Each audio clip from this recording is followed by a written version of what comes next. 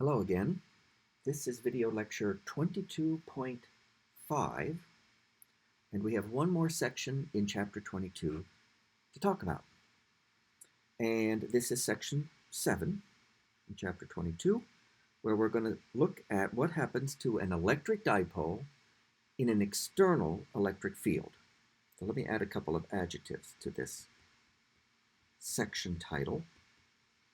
An electric dipole in an external electric field. Now remember what we mean by an electric dipole.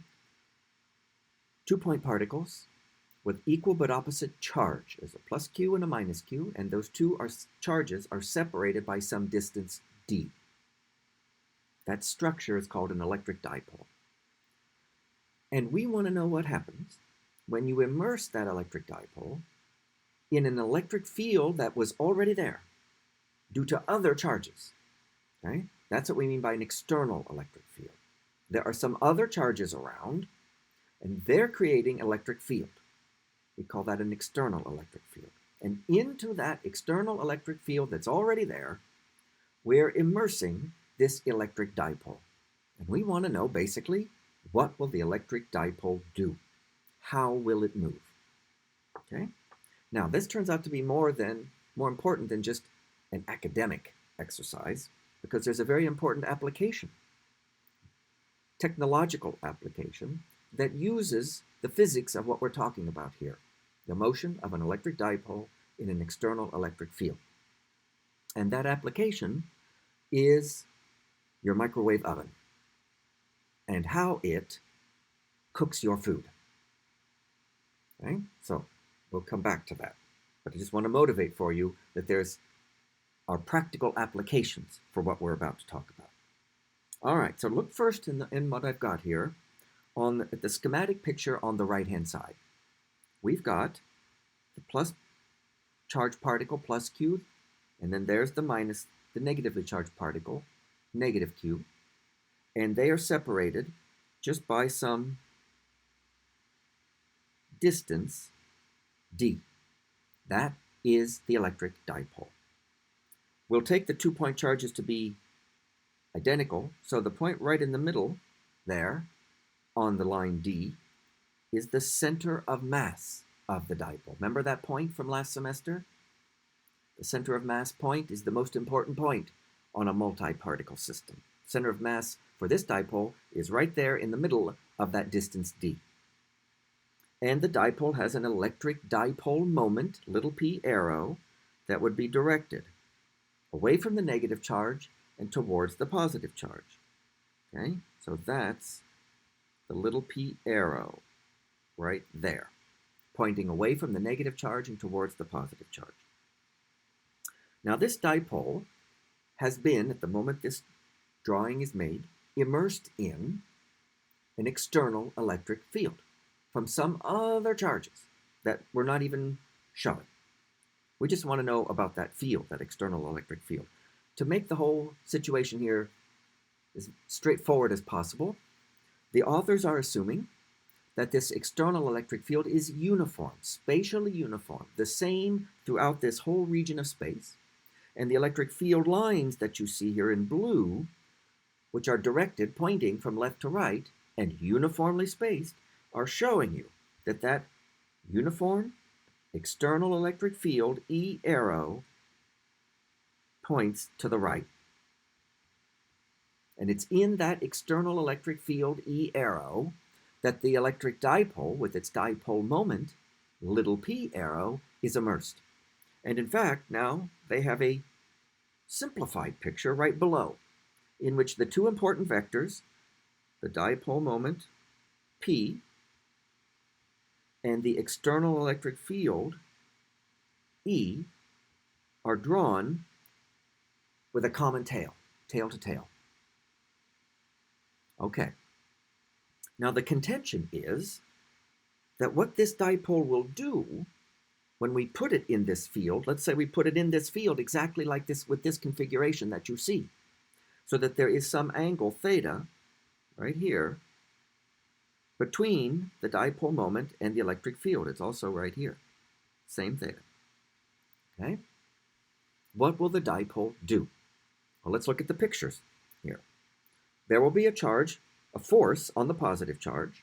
There'll be an F electric on the positive charge, and that will be just using F equals QE. That force on the positive charge will be in the same direction as the electric field, and that force is right here, to the right. Okay, now that's the electric force on the positive charge. Same direction as the electric field it's in.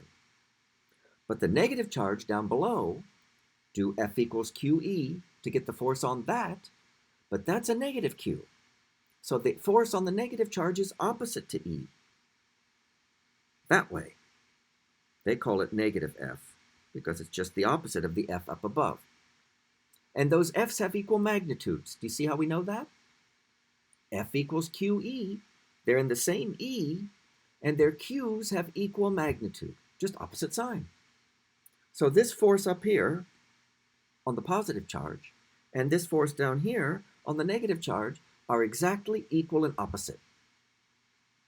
So what's the net electric force on the dipole? 0, right? F net on the dipole is 0. That tells me that the center of mass will not move. Assuming it was at rest when I put it there, it will not move.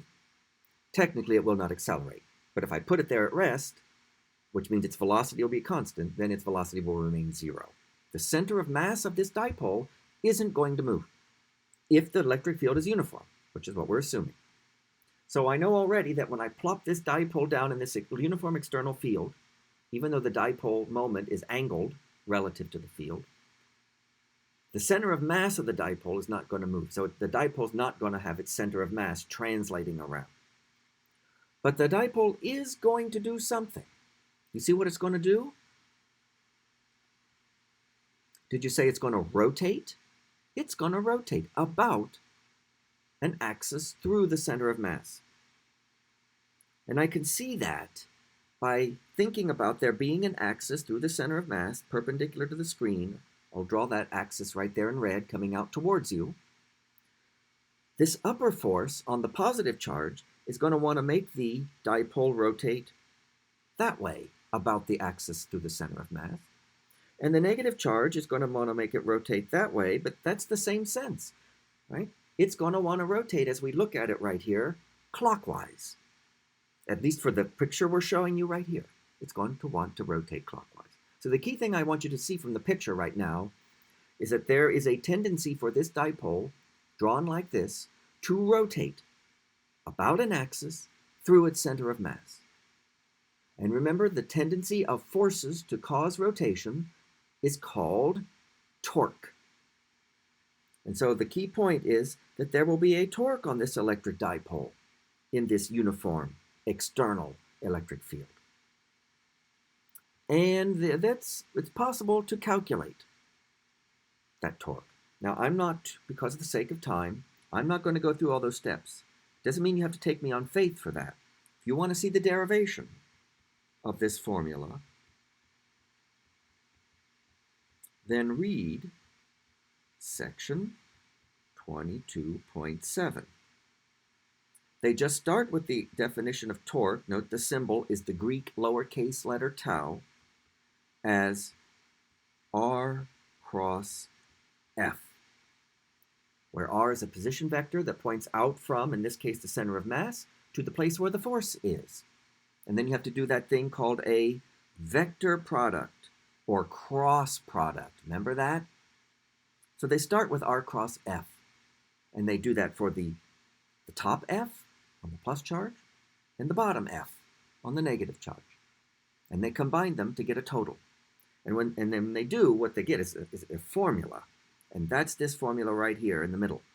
And that's the important formula that we have to use, because it will enable us to calculate the torque on an electric dipole in an external electric field.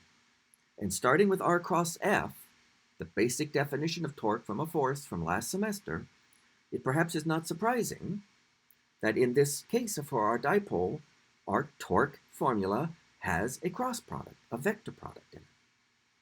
Except what you get now for the dipole is take the electric dipole moment, P arrow, and take the cross product of it with the external electric field, capital E, P cross E, to get the torque on the electric dipole in this uniform external electric field. All right, so let's go back down now. So I'm telling you that that's the expression, okay? And that's what we will use to calculate torque. The bigger the torque, the bigger the tendency for the dipole to rotate about an axis perpendicular to the screen and through the center of mass. P cross E. That's the formula for calculating the torque on the dipole. Let's now just talk about the consequences of using that formula.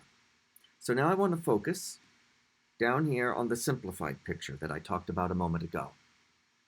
That shows the dipole moment vector, P in green, and the electric field vector, E, kind of in a gold color, and they're drawn with a common tail, so that you can also see the angle theta right there between them.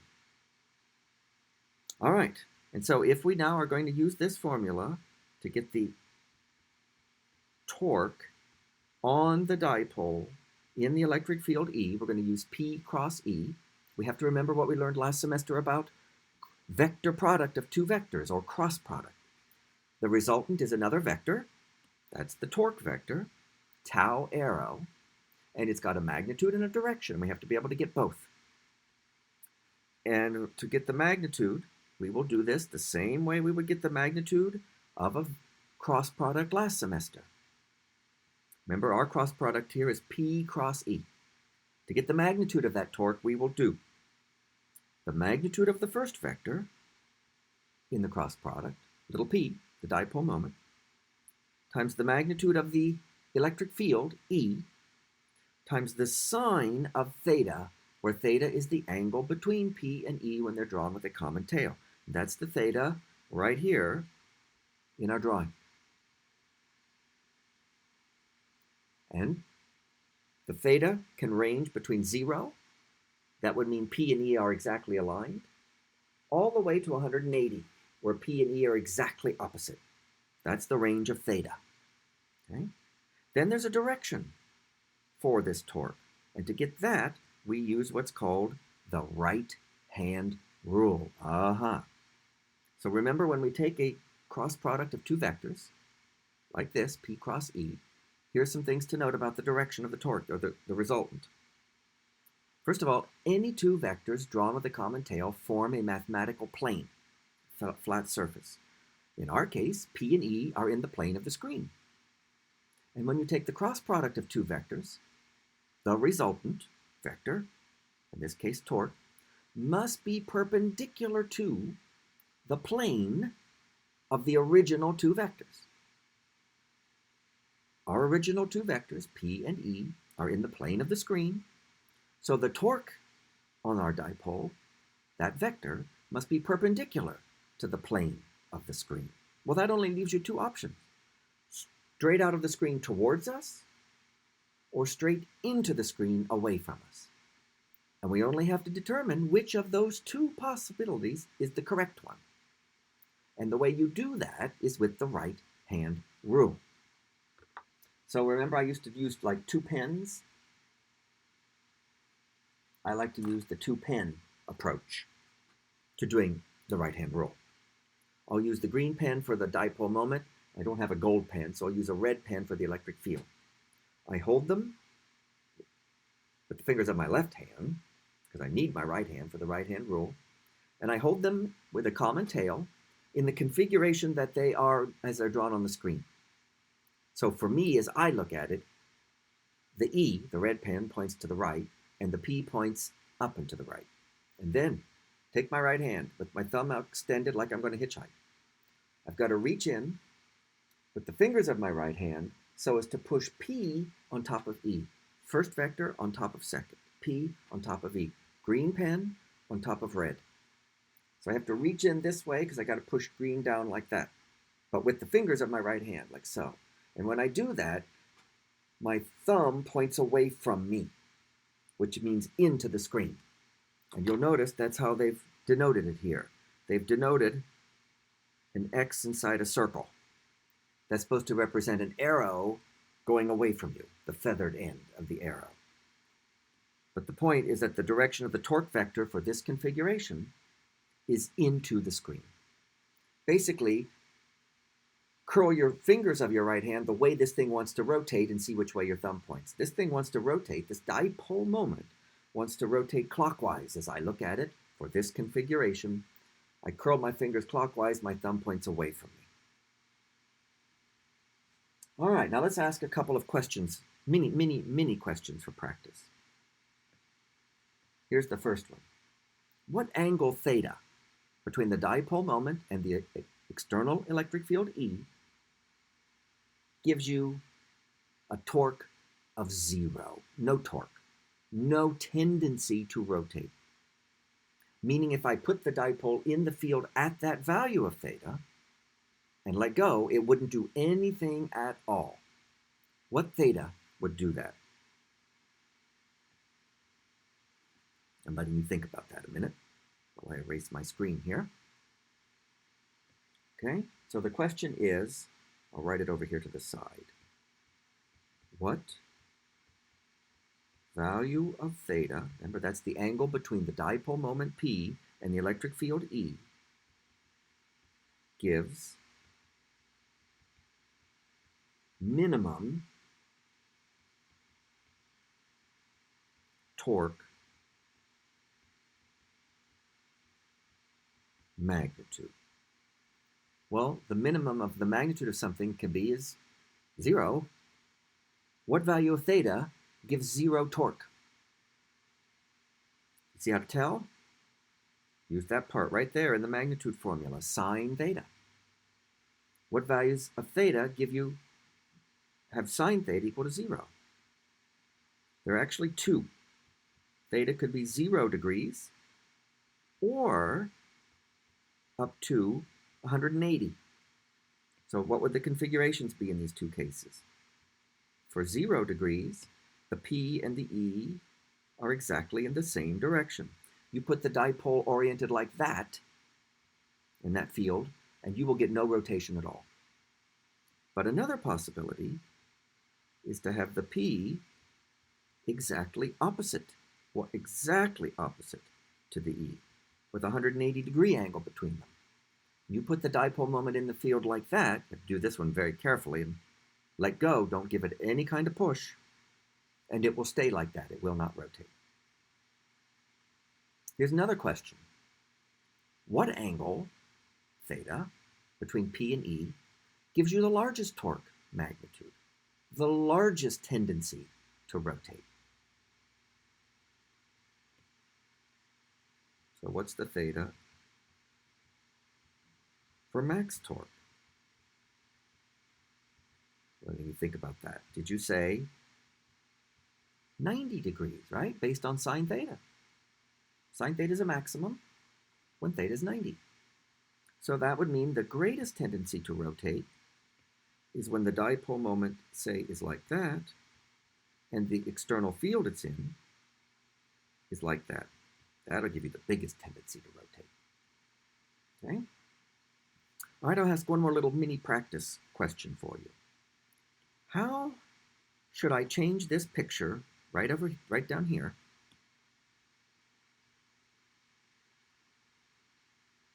redraw it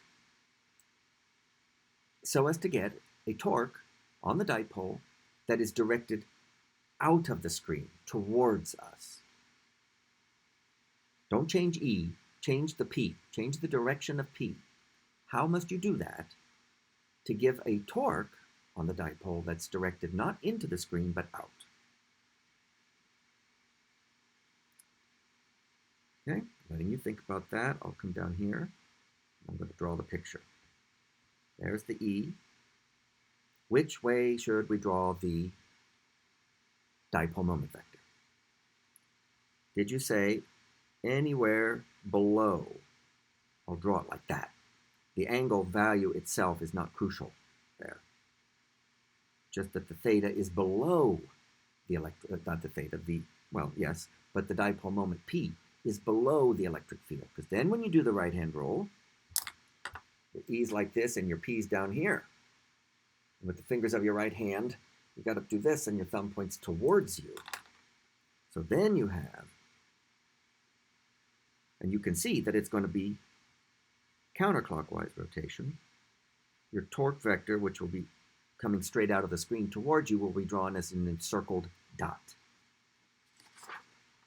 All right, so a torque and a dipole in an external electric field can exhibit a torque and have a tendency to rotate. Now there's something else that goes along with the dipole in the external electric field. We know from the torque argument that it will tend to just sit nicely for us and not rotate at all if the dipole moment and the electric field are exactly lined up like that. So if I put the dipole in the field like that and just let go, it's going to stay. And it turns out that if I want that dipole moment to be at a different angle than that, if I want it to be more like that, not exactly lined up with the electric field, but at some angle, I'm going to have to reach in when the P is lined up with E and myself actually rotate it to the way I want it, which means I have to do work on the dipole to get it to look like this. And if I have to do work on the dipole, much like I have to do work to stretch a spring, this system is gaining what we call potential energy. Remember stretched springs? Same kind of idea. If I want the dipole to be oriented like that, not lined up with the electric field, I'm going to have to reach in and rotate it myself. I'm going to have to do work analogous to stretching a spring. And so there is potential energy of an electric dipole in an external electric field. And I'm just going to tell you what that formula is. If you don't need to take me on faith, you can read the derivation in section 22.7. Okay? I'm just going to tell you what the formula is for the potential energy of a dipole in an external field. And it's this formula right here. Remember the symbol for potential energy, U? It's negative. And now it's still going to include the dipole moment vector P and the electric field vector E, but it's not a cross product now. In fact, it's a dot product or scalar product. See that big dot? Because the resultant, in this case potential energy, has to be a scalar. So now we take the dot product, of the dipole moment vector and the external electric field with a negative sign, negative P dot E. So I've drawn the picture down here again with the dipole moment vector P at some angle to the external electric field vector E, and that angle is called theta. So the potential energy of the dipole in this configuration is negative P dot E. Let's remember how we calculate dot or scalar product of two vectors.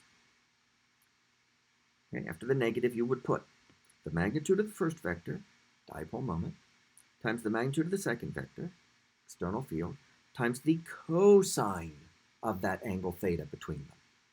Cosine, not sine. And with that equation, you can calculate the potential energy of the dipole in the field. How much stored energy is there? So here's a couple of little mini questions. What value of theta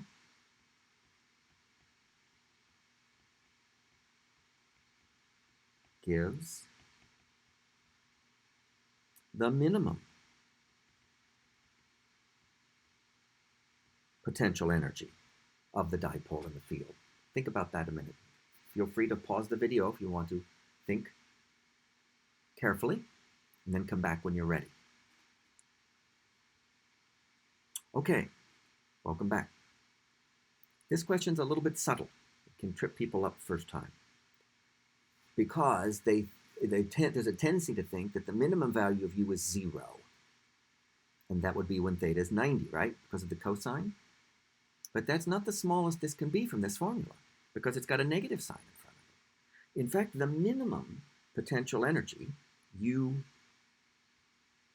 minimum, the absolute smallest you can get, is negative magnitude P magnitude E. Negative product of those two magnitudes. And that clearly occurs just from the behavior of the cosine function when theta equals 0. Ah, well, that actually makes sense now. So the minimum energy configuration is when P and E are lined up like that. Well, that's the one configuration where if I put it there and let go, it'll stay. It's not the only one, but it's the stable one. So I guess not surprisingly, that configuration where it will stay if I put it there is the lowest energy one. So now, what value of theta gives maximum U? So what value of theta gives maximum U? And what is that maximum U? Think about that for a moment. All right, did you say that the biggest energy you can get, just from this formula in front of us, is positive magnitude P times magnitude E? That's the absolute biggest. And what angle theta will give you that? You see? Look at the cosine. It's when theta is 180 degrees, with the P and the E exactly opposite. That's the highest energy configuration. So even though, if I'm very careful, I can insert the dipole with P and E exactly opposite, and there will be no torque, so there would be no tendency to rotate. But that's a very high energy configuration. And even with just the slightest little perturbation to it, it will rotate around to the 0 angle configuration. Okay? All right, so we do need to be able to calculate the torque on a dipole in an external electric field and the potential energy on a dipole in an external electric field. And I'm going to have a little class engagement exercise on Blackboard for you. But let me just give you a heads up. Because of time, we're not going to be doing anything in class on this topic. So this video is pretty important. Don't forget section 7 and chapter 22 for further information. But before I show you the class engagement, I want to show you a Wiley Plus animation of a dipole in an external field. And come back to that point I made at the beginning of the video about how the motion of the dipole in this situation has some practical applications. Now I know it's schematic, but let's try to explain what we're seeing here in this animation. What we have done in this animation is showing you a side view of a positively charged sheet, flat sheet or plate with positive charge, and then parallel to it and up here, a negatively charged flat sheet. And they actually have equal and opposite amounts of charge. It turns out that configuration, as we will be learning, creates a uniform electric field in the space between the plates. And I've drawn a couple of arrows here. Hover over them and maybe you'll be able to see, you may or may not. There's an E arrow there and an E arrow there. Those are just two representative arrows showing you the uniform electric field between the plates. And there's a dipole. The little blue disk is the positive charge, and the red disk is the negative charge, and those two together make up the dipole. And that little green arrow in the middle is the dipole moment, P arrow, which points away from the negative charge towards the positive charge. And the blue arrows show the electric force. There's the force on the positive charge, up, and the force on the negative charge, down. The center of mass of the dipole is right at the origin. All right, so in this configuration, when I start running it, can you see which way? First, can you see that the dipole has a torque on it, and therefore there'll be a tendency to rotate? Which way will it rotate?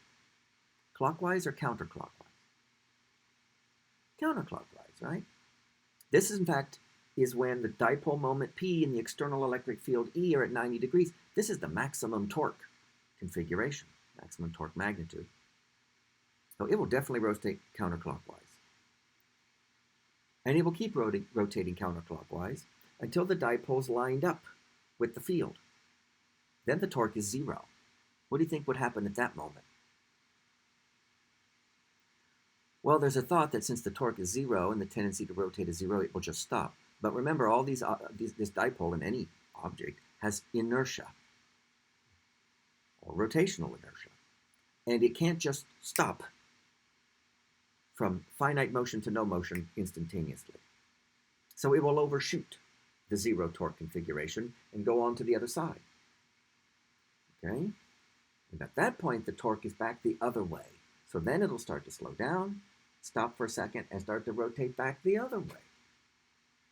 And if I don't have any mechanism to stop it, it will just keep oscillating like that. So let's run the animation and see it do that oscillation. Lined up, but now the other way. Stops, and then comes back. So the torque actually, given the way we released it initially, it oscillates. And in fact, I make a graph there of the torque, which has a z component only as a function of time. Looks a little bit sinusoidal. Not quite, okay? But it oscillates. It's this oscillatory behavior of the dipole in the external field that is getting at the important part of the way microwave ovens work. And in that case, they're obviously, when you put your food in the microwave oven, they're counting on the water molecules in the food, which have a dipole moment. And then when you start the microwave, you will end up creating what's called an electromagnetic field in there, which includes an electric part. And that will then give you a situation that's not vastly different from this picture. And that will cause the dipole to rotate, which will mean it'll have kinetic energy. And we learned in thermodynamics that the kinetic energy of the atoms and molecules is related to the temperature. So more kinetic energy, more temperature. You're heating up your food with the oscillations of the dipole moments of the water molecules in the field. Okay, so I just wanted you to see that motion kind of animated in time. All right, so there is just a little class engagement here to leave you with. Put that, you can answer that on Blackboard.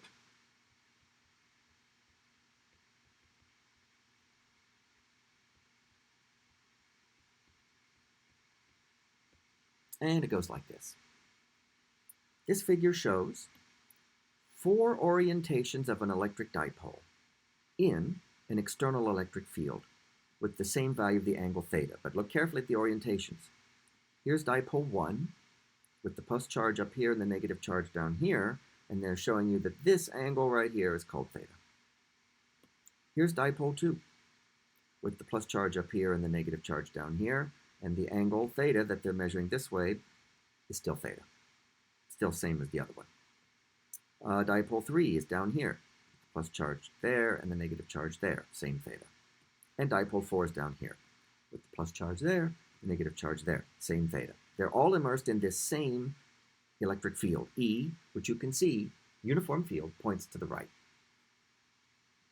So you are to rank those 4 orientations according to the magnitude of the torque on the dipole, largest to smallest. Rank the torque magnitudes on the 4. Then rank the orientations according to the potential energy of the dipole, largest to smallest. Okay, that's all you need to do. Just think about the things we just talked about on this video, and we will be returning to this physics of torque and potential energy of a dipole in an external field as we need it throughout the rest of the course. But that's all for this video.